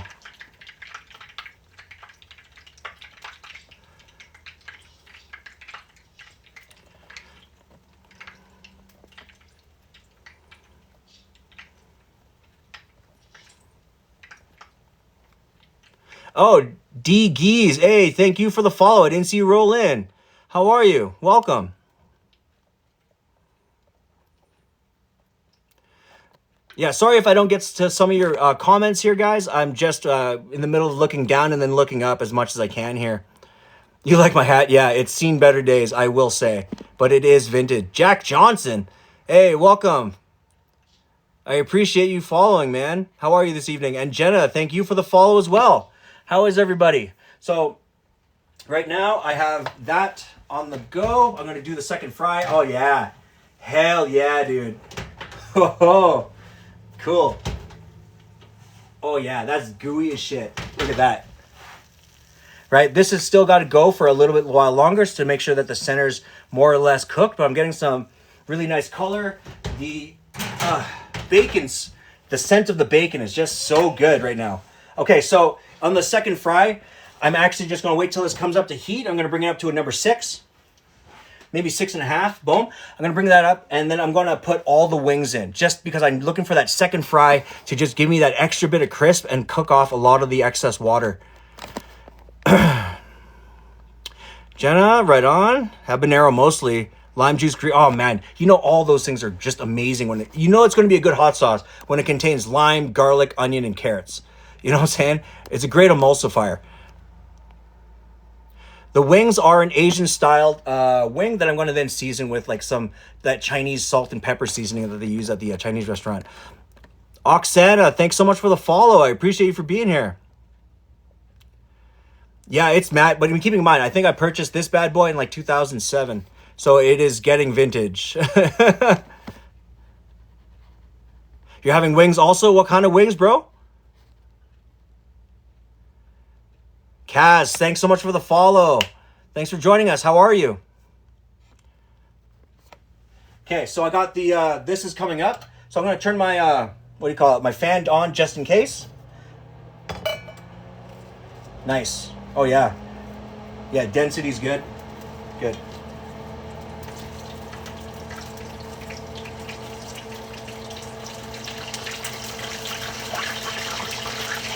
Right, so at this point, a lot of the excess water has now dripped out into the, what do you call it, into the dredging, right? So if you guys are going to be doing a double fry, always just make sure that we are a little bit more cautious with both the higher heats as well as the excess water content that's coming off of these wings.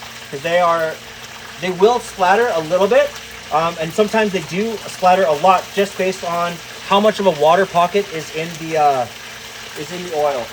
So again, just proceed with caution, right, as much as humanly possible. And if you have like little tiny creatures or a human, make sure they're kind of out of the way. Okay, so then boom, let's fit that guy in there. Yeah, and already you can see it start to take on a really good amount of, what do you call it, crisp color.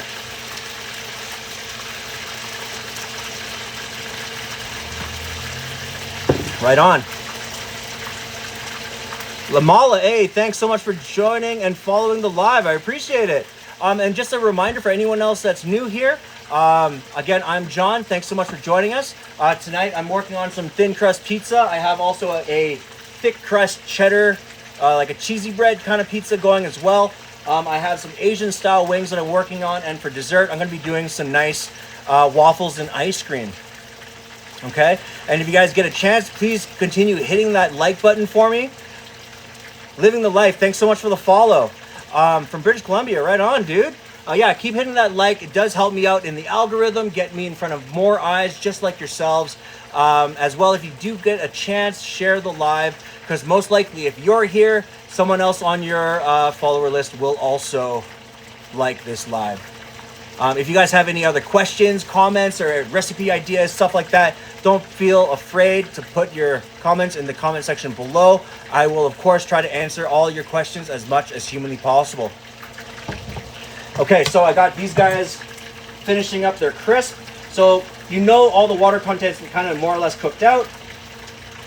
When it stops bubbling to, super hard, okay, and everything's kind of sunk. So the best thing to do is always make sure that all the biggest pieces, like the pieces that are protruding outside of the oil, get turned. Your flats are not too bad because they're already more or less submerged, right? So always just kind of take care to make sure that the thicker and bigger pieces get a lot of attention, just to make sure that they're all cooked out to 160 degrees.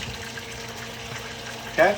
So then I'm just gonna let that go for another couple minutes, and then I'm going to pull them, and I'm going to drain my oil out, and then I'm gonna give them a quick fry in the pan with my Chinese seasoning.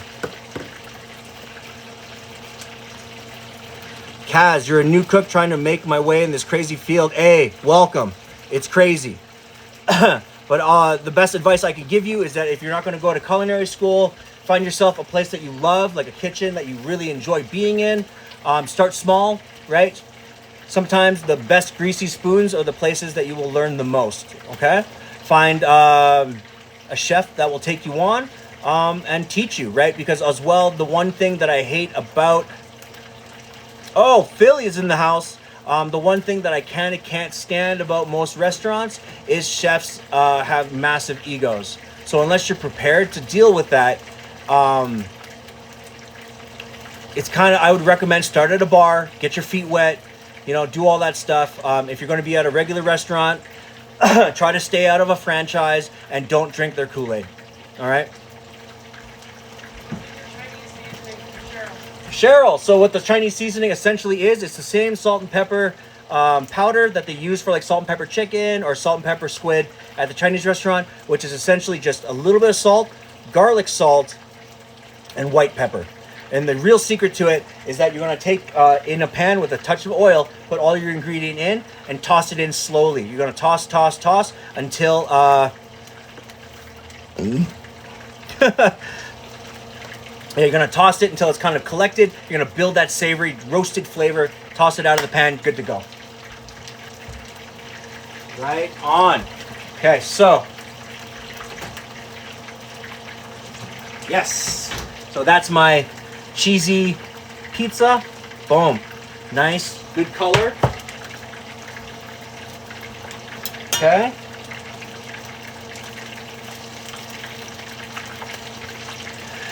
Okay, and Jenna, yeah, hey, so when I say don't drink the Kool-Aid, what was my first job in the kitchen? I was a dishwasher. So what not drinking the Kool-Aid means is essentially a lot of places will say a bunch of things to you to make you believe that that's the place for you while exploiting your labor. Okay? You know, they'll be like, hey, here's this contract. We don't, here's a contract stating that we'd like you to work 10 hours before you can make overtime. Here's a contract stating that we're not going to give you, or your full-time week isn't 40 hours. It is now 56 hours. Overtime is necessary. You know what I mean? Like, you have no control over your scheduling. You have no control over whether or not, hey, if you're sick, that's too bad, right? You can tell that those are all toxic environments because it's just run by bad management, all right?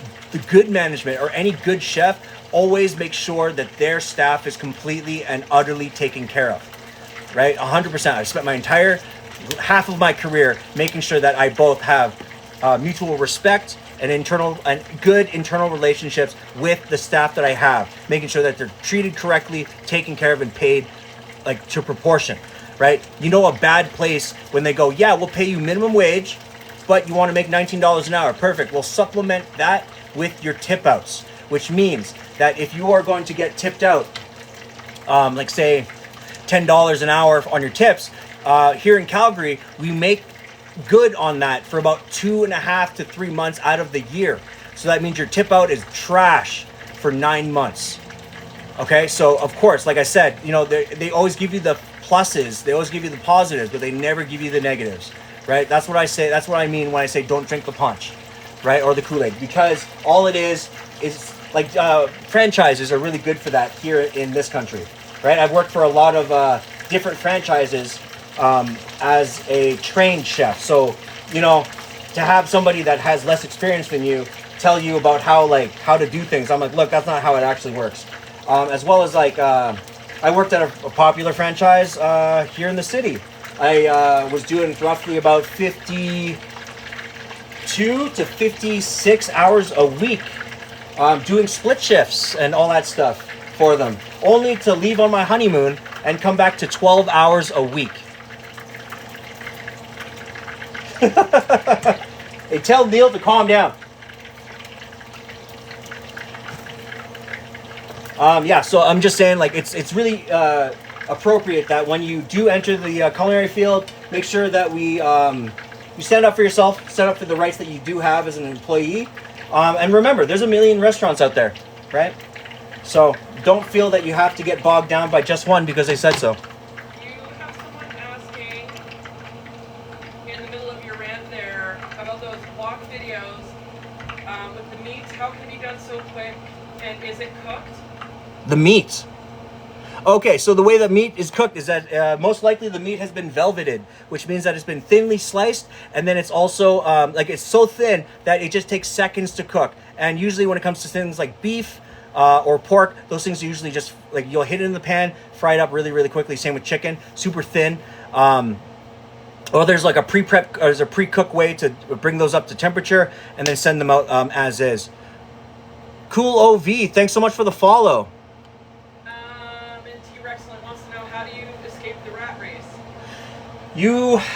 It depends. I am just figuring out how to escape the rat race myself. Because again, I love the line. There's something inherently just awesome and crazy and amazing about working the line. Like, again, I always say the line isn't necessarily just about cooking the food. It's about the relationships and the people that you meet. all that stuff, right? Because that's what's truly the thing that I've kind of gained from working in a restaurant, was the lifelong friendships that I've been able to foster and have, right? Some of my best homies all came from the restaurant game. They're all chefs, servers, bartenders, people that, you know, have been putting in the time. And we've all been able to find ways out of the kitchen. Some haven't, because like that's what they want to do.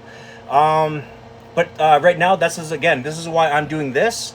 I'm trying to encourage people to enjoy and love this kind of live stream, the community that I'm trying to build for my upcoming cookbook, for my upcoming Patreon, and go from there. Because I think to have that thing, especially with my level of experience, I think I can bring that to people like yourselves and influence the next generation of people who want to cook at home and do it really well and love the food that they make. Kelly wants you to cook beef and broccoli, and then Cass wants to know what's the best way to move up without kissing ass. She just wants to be herself. To be honest with you, move restaurants. To be honest with you, like if you've ever gone to like a franchise, like I worked for a couple of really well-known franchises here, and the only people that ever move up are the people that are eating each other's ass. Like, I'll be real. Go somewhere where you're actually going to be, like, if they're not going to move you up solely based on the sheer fact that you have skills, that you have the perseverance to learn, the ability to learn, right? Ambition, all that stuff. If they don't see it, right, you're more valuable somewhere else, and they will know that, right? One, eat healthier. I eat healthy on the regular. I just chose not to today, brother. Are you going to compete in MasterChef or a cooking competition? I used to actually do cooking competitions here in the city quite often. They're just not for me. Because again, I have a certain affinity against cooking competitions and how it's affected our... Yeah, Caitlin, that's true. Beef and broccoli, hey, for real, I will do that on one of my next lives coming up. I have done competitions, but the problem with competitions is that it kind of created a very toxic environment for kitchen workers, for chefs, for line cooks. And it created this really weird competitive attitude in a team environment, right? That I don't personally prescribe to. So, okay, so now I got these going in, and I'm just going to be hitting this with just that salt, pepper. Boom. Right, so it's just salt, garlic salt, white pepper. So it's a little bit on the spicier side, per se. And what I'm doing now is that in the pan, and there's just like a touch of the leftover oil after I drained it. All I'm doing now is just making sure that it is kind of seared in using that residual oil. And then now I turn the heat off. So I got my pizza here, this here, and pizza's coming out. I'm just going to remove it from the pan.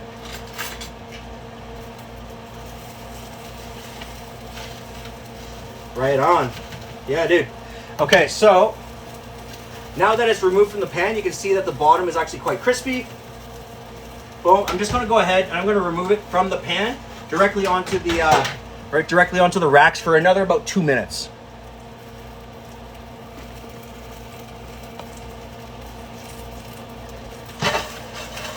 All right, so wings are done. I'm just gonna go ahead and empty these bad boys into a thing right there. Boom. Right, I'm gonna serve that up.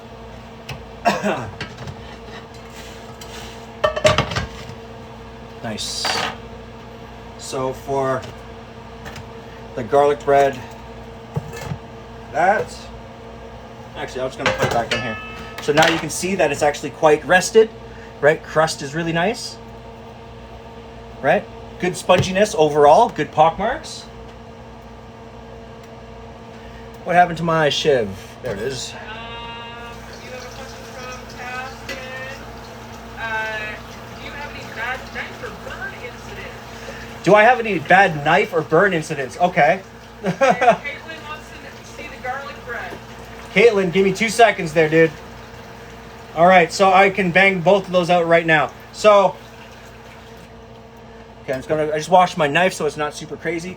Okay, so that's the garlic and cheese bread, right? Really nice base, right? Good amount of pock marks in it, nice thickness overall. And you can see it has a good amount of sponginess, which is gorgeous. And it's had a chance to do its thing resting. So now, to answer the question of, do I have any bad injuries? I don't know if you can see it on the screen. I have like this gigantic burn that wraps around my arm. This is from making a sugar sculpture that I was adjusting. The room was just too hot, and I had it stacked all the way up. I was making a like a castle and some other fixtures to the point where it was so thin at one point that when it was hot, I was like adjusting something underneath, and it just came and just melted right onto my arm. The other ones I've had is I've cut off all of these fingernails. I've cut through my thumb, through the nail a few times. I have this scar right here where I almost cut my tendon on my thumb. Yeah, and I got like random like burn. The usual one is like burn marks all over your arms, like forearms, underarms, hands. I can touch a lot of things out of the oven strictly because I have like nerve damage, I'm pretty sure. Fingernail cuts are the worst. And to be honest with you, the first time I cut, like I remember cutting just the top of my nail off once. And my chef at the time, he's like, oh, damn, because it was on the other side of my knife. He just took it, like put some super glue on it, put it back on my nail, and then before wrapping it, hit it with like a lemon and then salt and then wrapped it. I've never cut that part of my finger off ever again.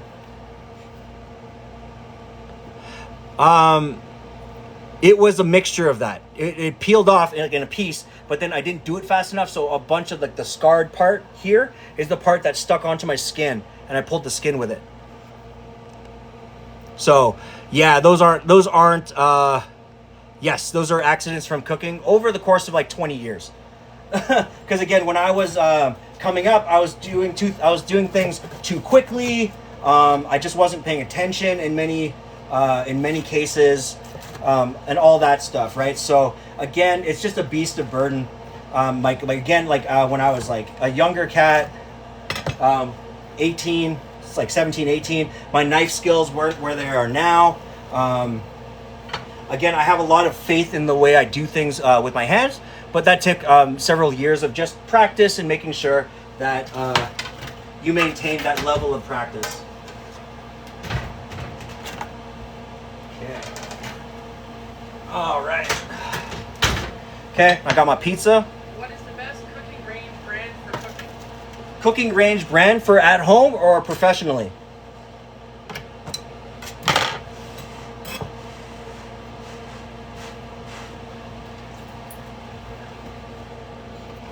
Both, okay. To be honest with you, professionally, there's a bunch of really great brands. One of the brands that I really do love, and you'll see it standard, is like Bloodget, or again, Rational. Those are a really good brand to go with. To be honest with you, as long as it works. I like the brands that like work. You know what I'm saying? They require less maintenance, and as long as you take care of them.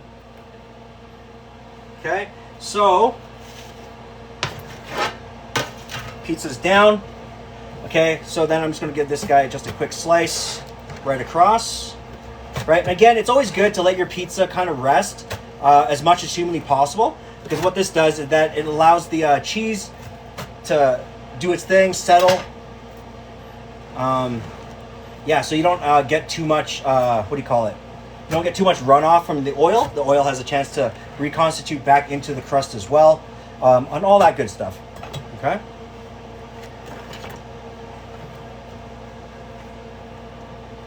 Okay, well,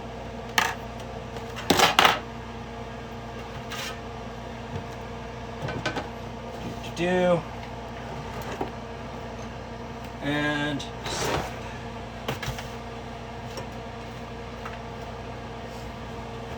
okay, so I have my pizzas done, cheesy bread is done, and I am running out of time on this live. So basically, if you're wondering about the dessert, what I'm going to be doing for the dessert is, where is it? There it is. So I have some extra pancake and waffle batter that I got going. So instead, we got this kick-ass, it's a pumpkin-shaped waffle iron, okay?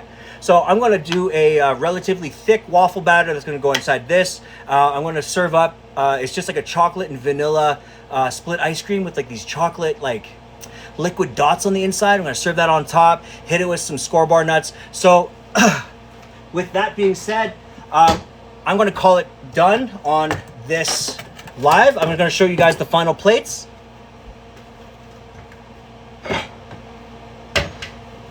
Okay, so we got a little bit of this gorgeous pizza right here. Okay, I'm going to throw in, look at the thickness on that. Yeah, dude. Oh my God. Yeah, I'm going to throw in one garlic piece there. I'm going to throw on some nice seasoned wings. And that is tonight's dinner. Right on, yeah. Lynn, just so you know, we're probably not going to finish this cheese bread, so we're probably going to bring that with Shannon tomorrow for snacks. Yeah, so again, just a reminder, guys, if you guys can go ahead, keep hitting those likes. Those help me in the algorithm. Keep hitting that share every time I go on live.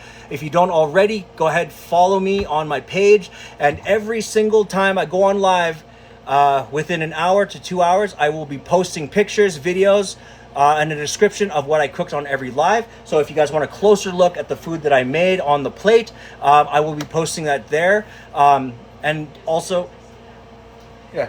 And then also in my, if you do follow me, thank you so much for the follow. I appreciate it. And again, if you guys do follow me, be sure to go ahead, hit the, the link in my bio that takes you to my Instagram, takes you to my YouTube. Let's get some follows on those as well. And I guess in the next couple weeks, I'm going to be collaborating with a bunch of local friends. Waffles are just pancakes with abs. You're damn right. That's awesome. Yeah, I'm going to be collaborating with a bunch of local homies who are also chefs. So again, we're going to be doing a Q&A. We're going to be cooking up some food, doing a 2-hour thing like that. And yeah, look out for my post tomorrow. I'm going to be doing a type of pulled pork on the Thursday live stream, but look out for the post advertising for it, and it shows you how I'm getting the pork shoulder braised up, ready to go for the overnighter, and then we will be playing with that on Thursday. So until then, guys, I appreciate you all. Thank you so much for joining me. Thanks for the likes, thanks for the shares, thanks for the roses. I appreciate you all. And again, to quote my favorite teacher on television, Mr. Feeney. Oh yeah, and I'm not going to forget the beef and broccoli. Hit me up in the DMs for sure to remind me, okay? Yeah, but to quote Mr. Feeney, I love you all. Thank you so much. Class dismissed.